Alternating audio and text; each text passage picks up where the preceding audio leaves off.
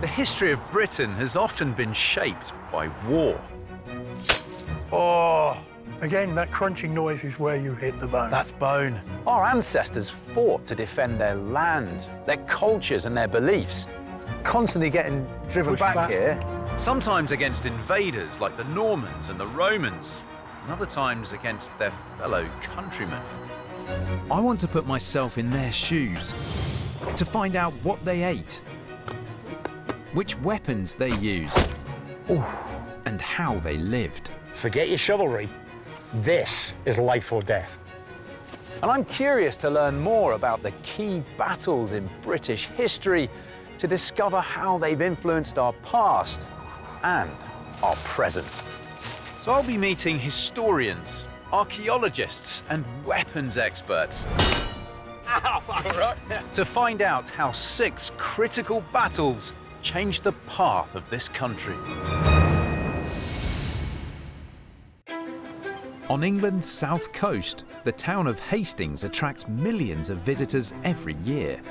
One of the main reasons for this is the big event that took place in the region nearly 1,000 years ago, which changed Britain forever. This is Pevensey Beach on the south coast of England. In 1066, a vast invasion fleet from France landed here. Their leader was William, Duke of Normandy. William believed he had a claim to the throne of England and was willing to take it by force. The Norman invasion fleet of 776 ships and 7,000 men landed on the 28th of September, 1066. You might think that such a vast army would be met with a massive English defence, but you'd be wrong. William of Normandy and his army marched ashore without opposition and set up a garrison near the town of Hastings. Before landing on British shores, Duke William had been victorious in multiple battles, including defeating King Henry I in the Battle of Varaville. But what made William think he had a claim to the English throne? The throne that was occupied by Edward the Confessor for 24 years. Historian Geoffrey James has the answers. At the beginning of the year 1066, Edward the Confessor is the King of England. He's gravely ill, but has no children, has no heirs to the throne. So what is the political situation? Well, he didn't have an heir, so really that throws the country into a crisis. Harold Godwinson, the most powerful man in England, Edward the Confessor's right-hand man for many years, was the strongest man in England, bar none. The family effectively ran the country. He was the richest man in the country too. So Harold was pretty much on a roll. Harold Godwinson wanted to be king, but he had a problem. Edward the Confessor had already promised that he'd support William of Normandy to be his successor. In 1065, Harold Godwinson gets shipwrecked in Normandy and ends up at the court of William the Conqueror. Purportedly, Harold gives an oath of allegiance to Duke William, saying, I promise you when Edward dies, I will support your bid for the kingship of England. In those days, of course, you know, swearing an oath on sacred relics is... That's legitimate. That's about as legitimate as it gets. Worse still, there was a third person with a claim. A guy called Harald Hardrada, the King of Norway. He had family links back to the period when Canute, the Danish King Canute, had been King of England, so he did feel he had some rights. So there's 3 of them. You've got Harold, William and Harold, an Anglo-Saxon, a Norman and a Viking, all vying for power. I mean, this feels like it's a recipe for war, isn't it? There's no way this was going to get resolved without a major battle. When Edward the Confessor died, Harold Godwinson ignored the pledge made to William of Normandy and took the throne instead. He was crowned King of England on the 6th of January, 1066. This precarious situation meant that Harold would have to fight his 2 rivals in a series of battles throughout 1066, ending in October at the Battle of Hastings. Despite the name, the battle didn't take place in Hastings. The actual site was 8 miles north, close by what's now the town of Battle. I've come to the local museum to look at a copy of one of the most important sources of information about the Battle of Hastings, the Bayeux Tapestry. Made around 10 years after the battle, the original embroidery is 68 metres long and kept in the Normandy region of France. We're looking at a detailed watercolour copy dating from the early 19th century.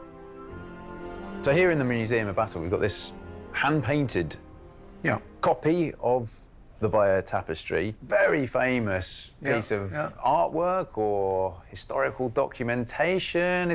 I mean, either way, it's told us a lot about what we know went on at the Battle of Hastings today, has it? Yeah. I mean, it's almost unique in the sense that you're getting a political commentary, really, and a military commentary of what occurred. So who made it? Most likely, it was Duke William's half-brother, Bishop Odo of Bayeux, who was also made Earl of Kent after the conquest, who was a particularly ambitious fellow. He actually appears in the tapestry almost as many times as his brother in various guises.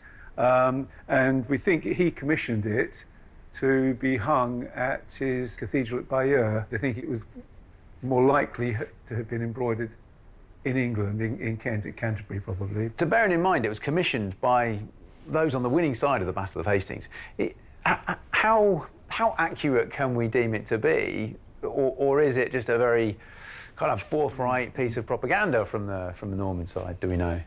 Well, we don't really know the answer to that, in the sense that the tapestry can be looked at lots of different ways, in the sense that it could be seen as a moral tale, you know, of a king breaking his oath.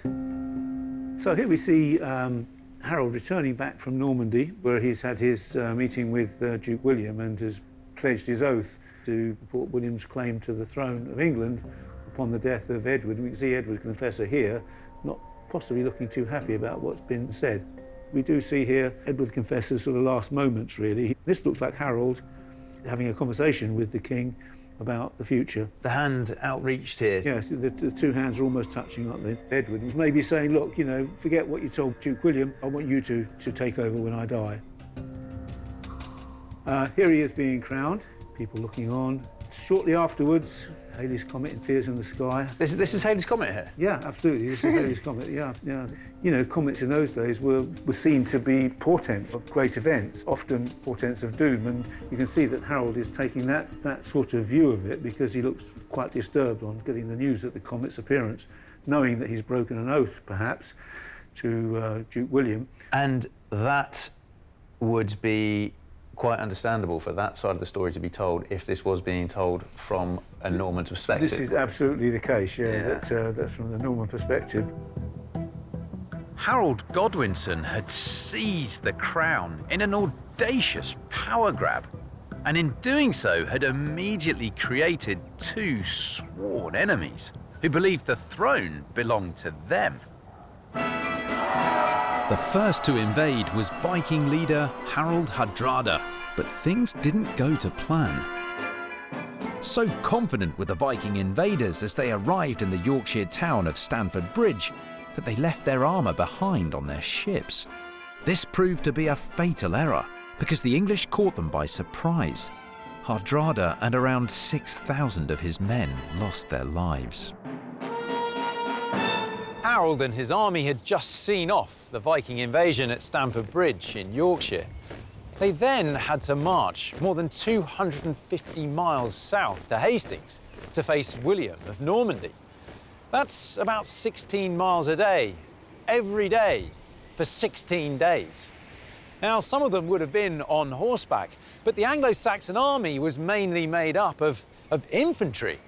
So just how hard would that march have been? To find out, I'm meeting Lee Stewart, a former Royal Marine who served in Afghanistan. He's going to show me what Harold's army might have gone through on the march. How do you, Rob? Hey, good to meet you, mate.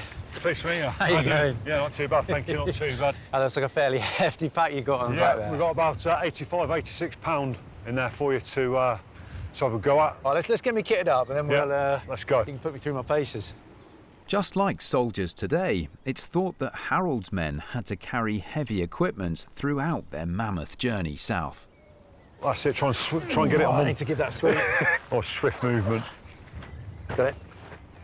All right, you got it. There we go. Cheers. So that's heavy. With this wind today as well, though, Yeah. slightly off balance, I'll be over. Right. Yeah. All right. You ready Yeah. to go? Yeah, let's step go. off then. All right. Okay. Typically, how far or how long might you be jumping with this for? Often through the day, if it was light, good weather conditions, 12 to 15 miles. You stop and have rest periods, you'd eat, drink, sort your feet out, 'cause obviously your feet are going to end up in a bit of a bad way. Yeah. Some has their knees play up, some Yeah. others their hips, their shoulders.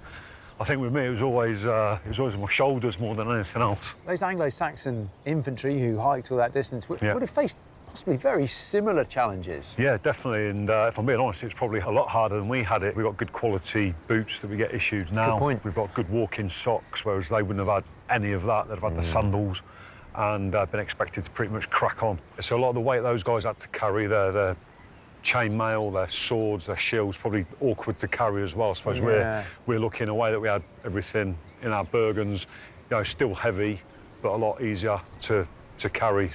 And that's the thing, it's that mental strength, it's Yeah. that fatigue that you're going to be feeling. Yeah. But you've got to just wipe that, right? Yeah, that's it. You've just got to try and ignore it and focus on what's going on. I'm not sure how far we've done. Are they at least a kilometre? Not quite a mile. Yeah. I mean, that's nothing really, is it, though, in comparison? I might be able to get through 12, maybe 16 miles if Yeah. I absolutely had to. Yeah. The thing for me, though, that I'm pretty sure I wouldn't be able to do in my current state of fitness and conditioning is to be able to do that continuously, day after day Yeah. after day Yeah. after day. That's where it comes in. I would be completely Yeah. broken, Yeah. physically and mentally. Yeah. I reckon if your life depended on it and your mates' lives depended on it, I think you could pull it out of the bag. I'll take that, mate. Well Thank done, you, mate. Well buddy. done. That's a real eye-opener. Brilliant, mate. Setting that Bergen down and taking the weight off the shoulders is absolutely delightful. But thinking back to the Anglo-Saxon army, just a newfound respect for what they went through, carrying that weight, marching incessantly day after day to get the length of the country down to Hastings. And when they get there, they have to go into battle. They go into confrontation. William of Normandy and his army arrived at Pevensey Beach on the 28th of September 1066 and marched to Hastings, turning it into their stronghold. It took King Harold and his army of around 7,000 men just over a fortnight to arrive from Yorkshire on October the 13th, 1066. As the Anglo-Saxons set up camp 8 miles north of the Norman army, they were spotted by Duke William's scouts. Word got back to him and he gathered his forces to march north and meet them. 14,000 Norman and Anglo-Saxon soldiers were now primed and ready. To investigate the Battle of Hastings in more detail, I'm meeting medieval historian Roy Porter. This feels a bit like Harold coming to meet William. The confronting armies, yeah. Hi, Good how to are meet you? you. And you.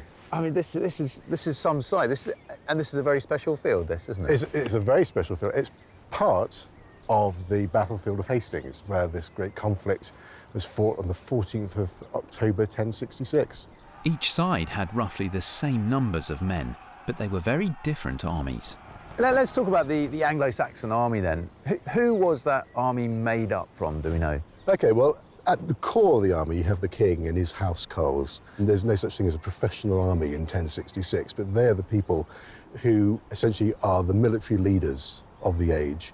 They're the people who can be kitted out in the best armour, for example. But the mainstay of the army has been called up in 1066, and this is something called the Fyrd, F-Y-R-D. The Fyrd. Okay. Local farmers, for example, people of all ages as well, ranging from youths to much older men. You'll have people from the local population who have been called up to fight on this occasion. Were they voluntary, or had they been forced there's to fight? There's an expectation that, when the call goes out, that you will go with your local lord to a place like this. We're told by one of the sources the English army fought valiantly on account of their love of their country. Wow. So that's in a Norman source. That's identified as being something which fired them up. I think I'm quite surprised that at that lower level there was a national pride. I enjoy that a lot. I find that quite fascinating. Yeah, yeah. I mean, and it comes out on a very visceral level on the sort of day of the battle. You know, we're told that the soldiers of Howe's army are shouting "Oot, oot, oot, out, out, out" at the approaching forces of Duke William. At approximately 9 a.m., William's troops made the first move. And the battle begins really with the Norman archers and crossbowmen shooting at the Anglo-Saxon lines in an attempt really to soften them up. Harold's army was determined to defend their land, but they faced one of the most feared armies in Europe. The Normans not only had infantry, but powerful cavalry and skilled archers as well. I'm meeting leading expert on medieval weaponry, Magnus Sigurdsson Hardradi. Magnus, hello. Hello, how are you? Oh, I'm good. It's toasty in here, isn't it? Magnus gives lectures on vintage battle armaments and makes realistic replicas for films and TV. Right, so we're going to make an arrowhead here. Yes. And this is how they would have been making arrowheads back at the 13th century. It's estimated that William had more than 1,000 archers in his army. To say that his blacksmiths had their work cut out is an understatement. Can you see how that's starting to form the socket? How long might it have taken, do you think, to form an arrowhead? I'd have thought it would take them the same amount of time as me, probably less. And I can do a basic bodkin point in 8-9 minutes. One more. There it is. That's all you need. That's all you need. So now we're going to start working the actual arrowhead itself, are we, the points? Yeah. Yeah, okay. This has been going since Roman times. And the Norman archers firing across the Anglo-Saxons would possibly have been using arrowheads like this. The bodkin arrowhead is a 4-sided iron spike. Its unique shape meant it had 4 cutting edges, making it the perfect weapon for penetrating armour. It's too cold now. You can feel it, can't you? Yeah, I can. You can hear it as well. Oh, Can you see how long that's getting? cracked it. Where? Way down through the middle. Ah, they'll be fine. It's a fire and forget. All right. It's fire and forget. We can get right over the crack. This is just one arrowhead. In an army, you need hundreds, thousands of these, and it's a one-time use. For me, there's something very special about seeing how this is made, because this brings in a whole new, excuse the pun, a whole new army of people, an army of blacksmiths who were needed to supply the soldiers at the front line with the weapons they needed. But no one talks about them.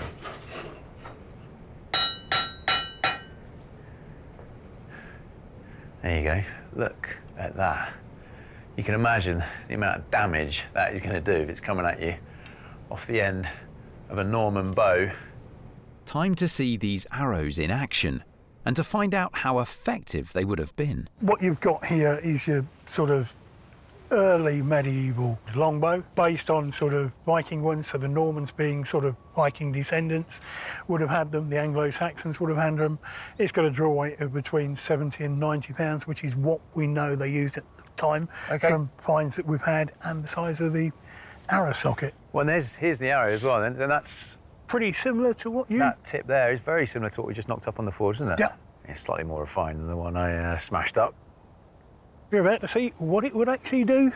To flesh. Yeah.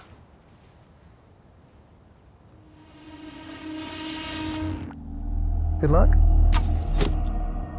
Oh, I'm pretty pleased with that, Magnus. That's quite impressive. Let's look out. I mean, I didn't have to load that up much on the bow at all. No. Look, the arrowhead's right inside. That's completely gone. That's disappeared, look. How deep? Right, Oh, so that it's went in gone more in. than I thought. That's a good couple of inches there, isn't it? Did you notice how easy it went in? It just slides in. There's no real problem. Whoa, I don't know how I feel about that. I feel a bit funny about that, because I know what we're talking about. You know, and it's because it's so long ago, it's easy to just go, you know, arrows were fired, people died. when you start bringing it to life like this, arrows were fired, people died, and they were, you know, they were humans like me and you, and they died in the most horrific way. Slowly in a lot of cases. During the Battle of Hastings, the skilled Norman archers tried to smash the Anglo-Saxon shield wall.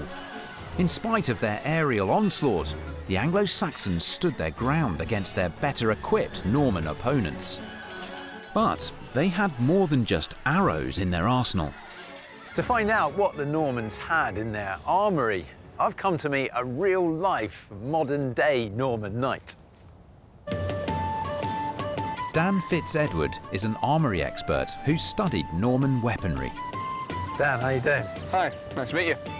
Got here. I mean, it feels like I've walked into a Norman camp here, actually. Yeah, I mean, it gives us quite the impression of what would look like if you have a bunch of Normans sitting around waiting for the fight, really. So tell me a little bit about some of the weaponry. God, look at this, some of the weaponry that Normans would have had then there at Battle of Hastings. Well, obviously, the thing you picked out first is the sword. This Yes. is the one that everyone wants to see first. It's very attractive. It is. Kind of a feel. See Absolutely. These were actually very expensive at the time. These cost somewhere in the range of sort of a modern sports car. That's lovely. Okay. The sword we've got sort of almost the most expensive. Now, this is what you're looking at for your poorer men. Simple axe from home, something that they've used to split wood. This wasn't necessarily designed exclusively for fighting. But you'd still do damage. It makes up for it in brutality. Right, so the one weapon we haven't really looked at is the humble spear. Well, this is the weapon everyone would have one of. And the big advantage is you don't have to be too close to your opponent. And if you're trying to keep a formation together, the motions you need to stab with a spear doesn't really disrupt the formation as much, so you can stay quite close together. So this is the weapon that the Saxon third would rely on when wanting to stop a Norman knight. How much of a feared fighting force were the Normans? They had a very ferocious reputation. Their sort of initial startup was the King of France at the time to try and stop Viking raids, gave them a part of northern France. There are Viking roots then within the Normans? Yeah, and because they're quite a small duchy, they have to fight to survive. And it says a lot about the Normans that despite them being small and vulnerable and perched on the north of France, they not only survived, they thrived. And one of the ways they did that was if they went to war with you, they meant serious business. And what about William, Duke of Normandy? How much do we know about him as a leader of these men? This is a guy who has fought and led armies for most of his life, so he's an incredibly experienced commander. He has a reputation for ruthlessness. He very much had the reputation that if you angered him or provoked him, he would come for you because he couldn't have it any other way. His men wouldn't follow him if they thought he'd become weak. So he talks about a lot of the offensive, the attacking weaponry. Well, what about the defensive kit that the Normans had? The key one that we should really start with is the shield. This is an item that nearly every man on the field at Hastings would have. So Normans and Saxons? Most of both sides are equipped with these. The obvious reason being that when you hold it correctly, this covers pretty much the entirety of your left side, starting up here with the bottom of your face and stretching all the way down to your leg. So to the average infantryman, this is life. This is the most important piece of gear. Big fan of the shield, Dan. But like a magpie, I have noticed some shinier objects over here. So let's drop this helmet on. Yeah. And straight away what you'll notice is that nasal bar, it sits just at the point in your vision where it doesn't really interfere with anything. It doesn't, do you know what? I thought that would interfere with vision. It doesn't at all. It's straight round it. But the most important thing is, we now swing in and attack your face. That's right in the way for most of the lines that we try and attack you. So no matter what we do, this is usually going to get in the way. Goodness me, I think I'd probably still be in shock seeing a sword come at my face. A key part of the Norman army's defence was their armoured clothing. They called these metal shirts hauberks, and we know them better as chainmail. Oh, that is a lot heavier than I thought it would be. Around about the 3 to 4 stone mark. I don't think I have worn full chainmail before. Can we do something about that? I think we're going to have to. Come on, I want to get this on if we can. Right. All right, let's get kitted up. Chainmail isn't quick or easy to put on. But if I'd been on the battlefield in 1066, I'd have been glad of the protection. The main thing was, it stopped you being cut. And that was a big thing to the medieval man because infection is rife. Broken bones, they were really good at setting, but once a cut had turned septic, everyone was susceptible to that. The final touch, the all-important helmet. This is it. This is Norman Rob. And so it's onto the battlefield for a medieval combat lesson. This is every little boy's dream come true, especially this little boy's dream come true. Dress as a Norman knight with a sword in the middle of a field, having a fight. Oh, that's it. That's why I'm here. Grown ups for other people. You try and swing at me. Feel free wherever you want to hit me. Okay. I'm trying to be clever, but I'm not getting. Aha. Now, the other lesson is the second you bring your arm out from behind that shield, it's now a vulnerable point. Yep. So every time you make a blow, you've got to be ready to receive a blow. So you want to try and find a way to attack that exposes the least most of your arm as you can get away with.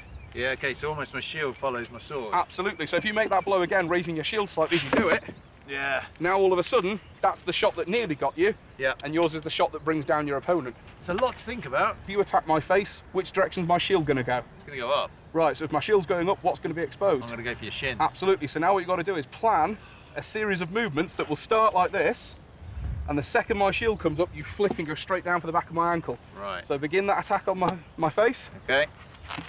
Perfect. Right, come on then, let's have a sword fight. So all of a sudden you start to go, if I go there, he goes there. Hey, that's horrible.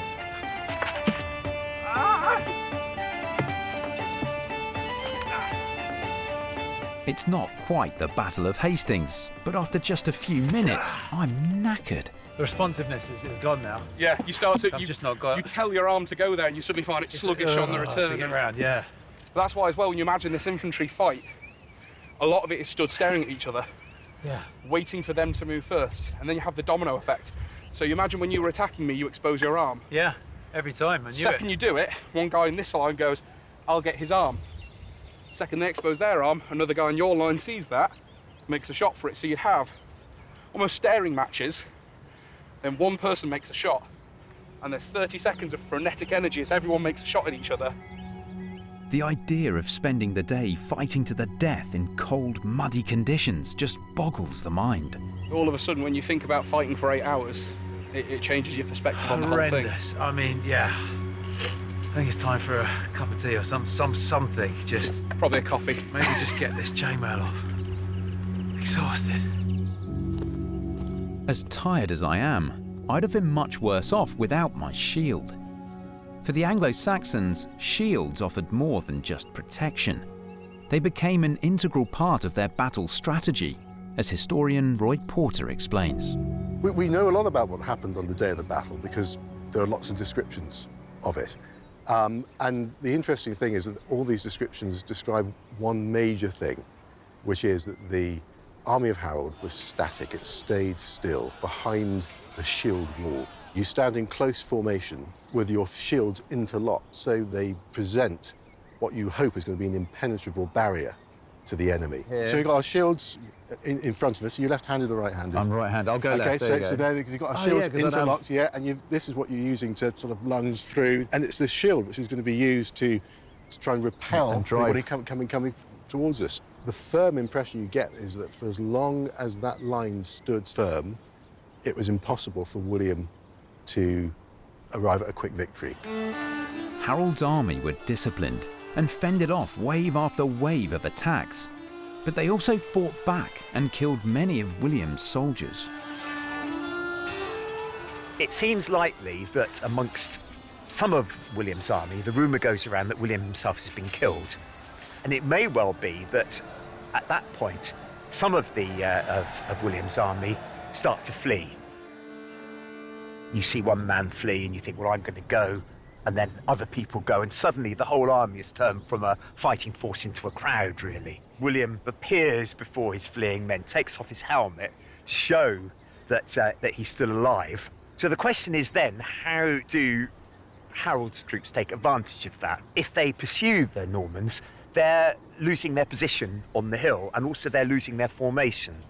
So really, all that Harold can do is to try and hope that his troops hold their position up here. But some of the accounts suggest that that doesn't happen. At least some of Harold's men come down off the hill. And of course, once they come down off the hill, they've lost their advantage and they're no longer in their tight formation, and they're quite vulnerable if the Normans are able to rally. And they are able to rally. As the Anglo-Saxon shield wall broke up, the Normans took the opportunity to kill any soldiers who came their way. For Harold, the battle was going from bad to worse. And then, something remarkable happened. In accordance with the chivalric codes of the era, they all stopped for lunch. But what would those armies have eaten for sustenance? We do know that they had basic army rations, and they possibly would have had hardtack biscuits. So this is a hardtack biscuit, as you can see. It's pretty hard. Oh, there we go. Yeah. So they were sort of twice baked. You see these little holes let out all the moisture. That was really important, that you didn't get any moisture in them. And carb. No, toothbreaker. Flour and water, is that? Flour and water, yeah. They wouldn't have had salt then. Salt was a luxury item. No butter? No, nothing like that. Oh, I think you can probably tell that. When it came to the Battle of Hastings, we know that it went on pretty much all day. They must have had to eat. They must have had to take in fuel to sustain themselves for that long. Yes, and we need to remember that they did bring their wives and their children with them. So it's more than likely that the good women folk would have been back in camp preparing something, a very simple stew, you know, with those basic army rations. So we've got all the veg that we need here. Yep, these are your basic, your staples. That looks like a good... It's a good pot. Good. So they probably wouldn't have spent a huge amount of time chopping and peeling. Parsnip, you see, would also have been a very early sweetener. Oh, it is just... Yep. Get it all in. Leeks, throw them all in. This isn't far off what a vegetable stew would be these days. Medieval England really was a vegetarian society, Okay. you know, unless you had a lot of money. Right, so you just need a bit of... Yep. A bit of juice, a bit of water. A bit of water. Let's Put get it all there. in. Right, well, here's Wow. our pot. Yep. Raw stew. We've got a nice roaring fire here. Yes, Let's pop that over the perfect. top there. I think That that's looks gonna- brilliant. Now, there, it's going nowhere. Oh, lovely. So a nice vegetable stew is what we think the Anglo-Saxons would have eaten on the day of battle. Yeah. Do we know what the Normans might have been eating?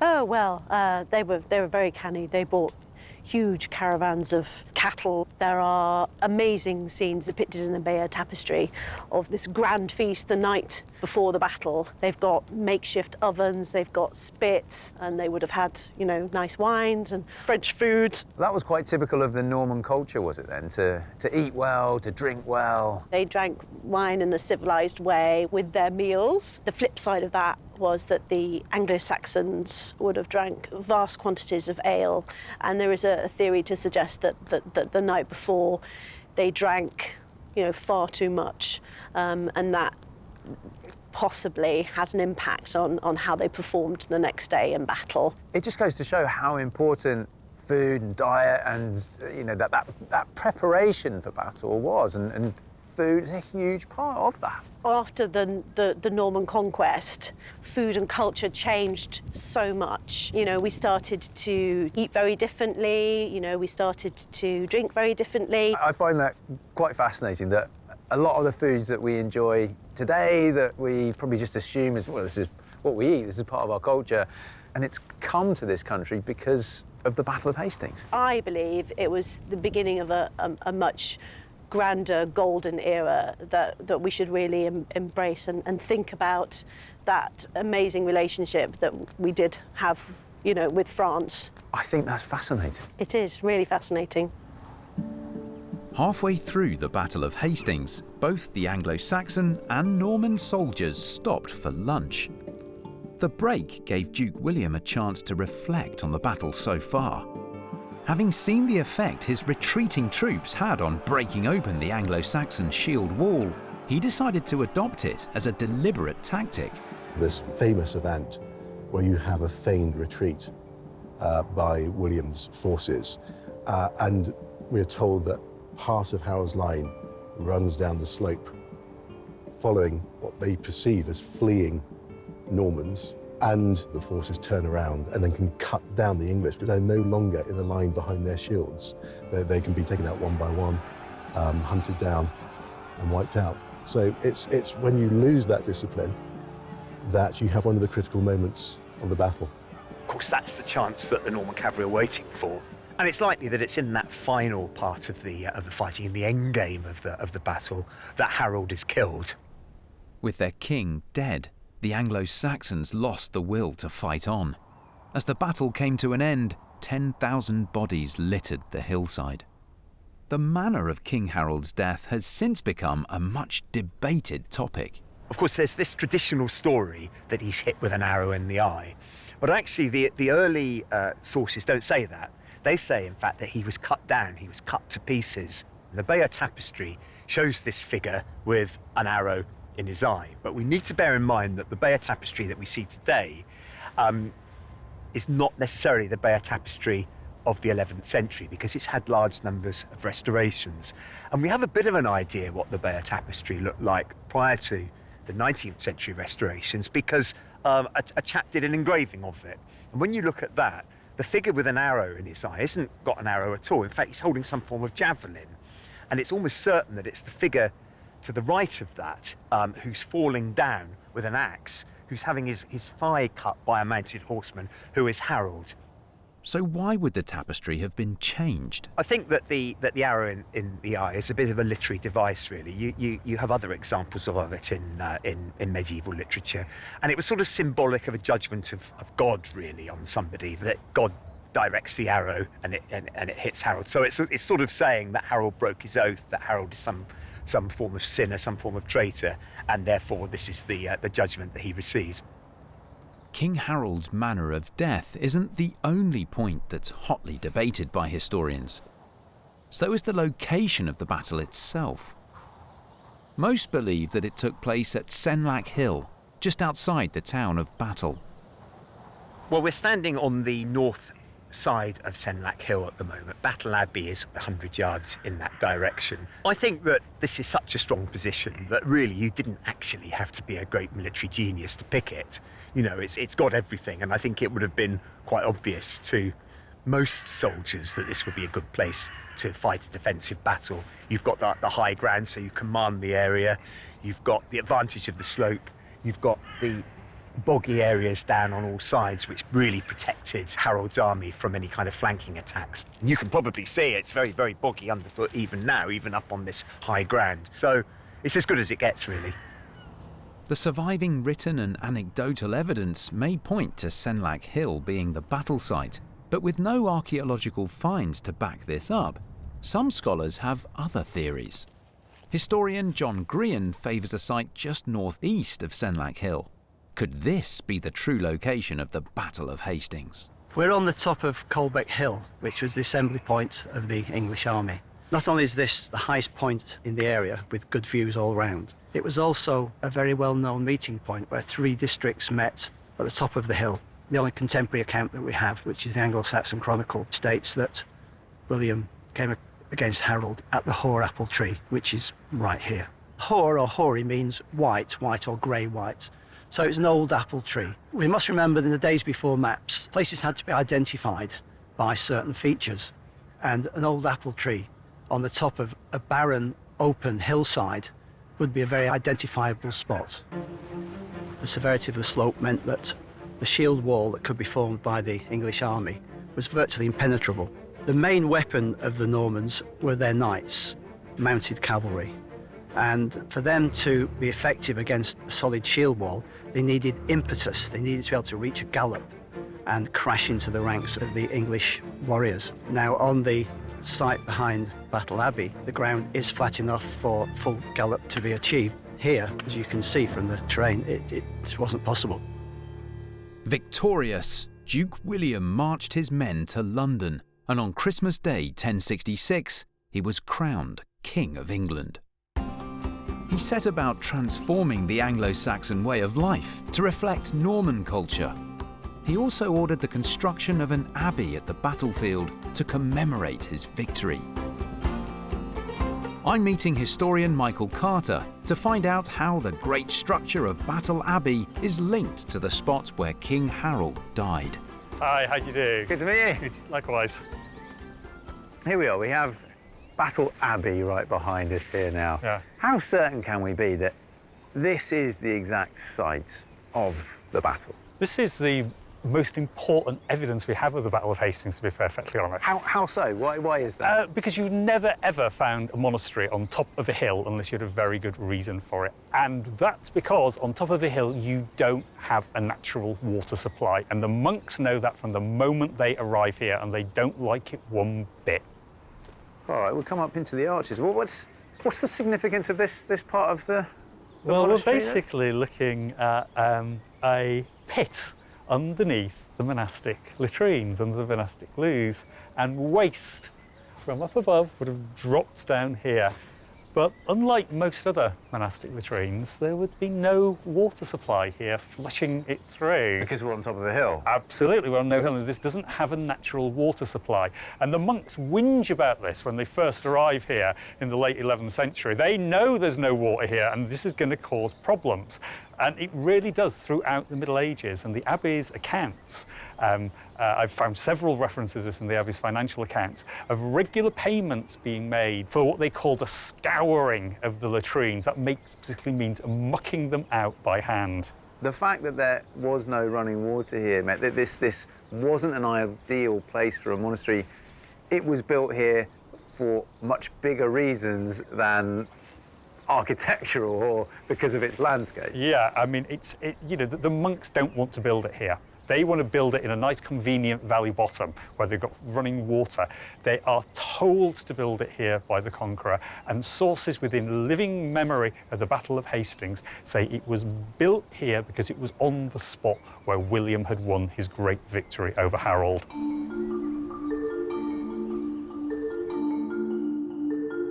Oh, look at this. It's a beautifully impressive space, Michael, in here. It absolutely is.